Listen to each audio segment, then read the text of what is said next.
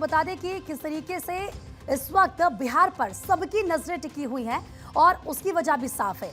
आपको बता दें कि इस राज्य से एनडीए के 3 सहयोगी हैं और उनके पास कुल सीटें 18, यानी कि मोदी 3.0 में बिहार की भूमिका काफी अहम रहने वाली है और खासकर सीएम नीतीश कुमार और उनकी पार्टी जेडीयू की। हालांकि नीतीश कुमार कल एनडीए की बैठक में शामिल भी हुए, बीजेपी और पीएम मोदी को समर्थन पत्र भी दिया, लेकिन आज उन्होंने दिल्ली में ही अपनी पार्टी के जीते हुए सांसदों की बैठक बुलाई। दरअसल कल एनडीए के संसदीय दल की बैठक होनी है। सुबह 11 बजे संसद भवन के सेंट्रल हॉल में होने वाली इस बैठक में ही पीएम मोदी को गठबंधन का नेता चुना जाना है और ऐसे में इस फाइनल मीटिंग से पहले एनडीए के सहयोगी दल भी अलग अलग बैठक कर रहे हैं और जेडीयू की इस बैठक को भी इसी रूप में देखा जा रहा है। तो वहीं लोजपा रामविलास ने भी अपने सांसदों से बात की है, लेकिन बिहार में क्या चल रहा है ये समझने के लिए चलते हैं।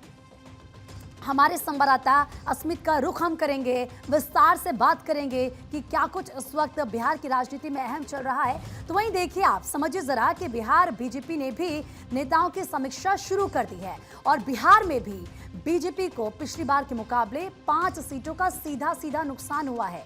पिछली बार वो 17 सीटों पर लड़ी थी और सभी 17 सीटें बीजेपी जीती थी, उसके खाते में 17 की 17 सीटें गई थी, लेकिन इस बार वो सिर्फ 12 सीट ही जीत पाई है। हालांकि इन बैठकों के बीच बिहार के डिप्टी सीएम सम्राट चौधरी का बड़ा स्टेटमेंट सामने आया। उन्होंने क्या कुछ कहा, सुनिए। देश का मैंडेट है, देश के लोगों ने 292 सीट देकर नरेंद्र मोदी जी को फिर से प्रधानमंत्री बनने का मौका दिया है और ये इतिहास में पहली बार है जब लगातार तीसरी बार कोई व्यक्ति प्रधानमंत्री बन रहे हैं। इसलिए भारत की जनता का कृपा है कि मोदी जी फिर से प्रधानमंत्री। बिहार के विकास के लिए मोदी जी और नीतीश जी दोनों प्रतिबद्ध हैं और दोनों का गठबंधन सिर्फ इसी बेस पर होता है कि बिहार के विकास के लिए नेचुरल अलायंस के साथ काम कर रहा है। तो सम्राट चौधरी को आपने सुना। इसी के साथ क्योंकि समीक्षा लगातार की जा रही है, क्योंकि नुकसान कुछ सीटों पर हुआ है और जब ये बड़ी खबर आई थी उस वक्त भी सबसे पहले हमने आप तक की जानकारी पहुंचाई थी। अस्मित इस वक्त हमारे सहयोगी ज्यादा बातचीत के लिए हमारे साथ जुड़ चुके हैं।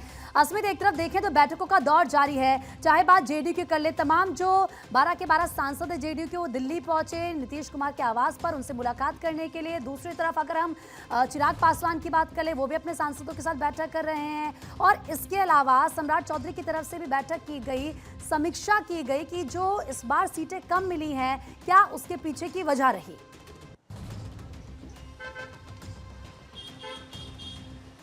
बिल्कुल प्रीति, देखिए बिहार में जब नीतीश कुमार की बात होती है तो एक बहुत बड़ा शब्द भरोसा सामने आता है और अभी ये भरोसा दिलाना कि नीतीश कुमार हमारे साथ हैं और नीतीश कुमार को ये भरोसा दिलाना कि बिहार में उनका नेतृत्व कायम रहेगा, इसी पे पूरी सियासत चल रही है। बिहार के मुख्यमंत्री नीतीश कुमार किंग मेकर की भूमिका में हैं, उनका सिक्का चलेगा, इसमें अब कोई शक नहीं है।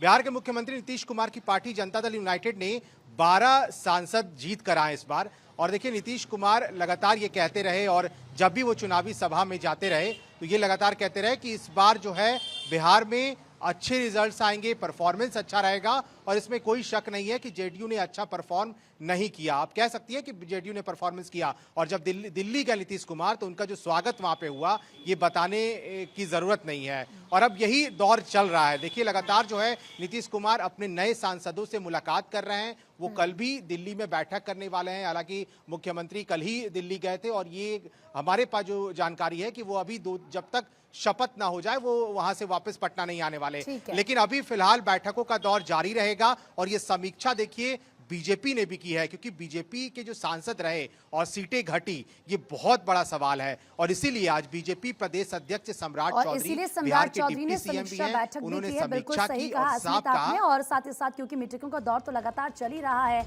नजरें आप बनाए रखेगा। फिलहाल आपका बहुत बहुत शुक्रिया अस्मित। तमाम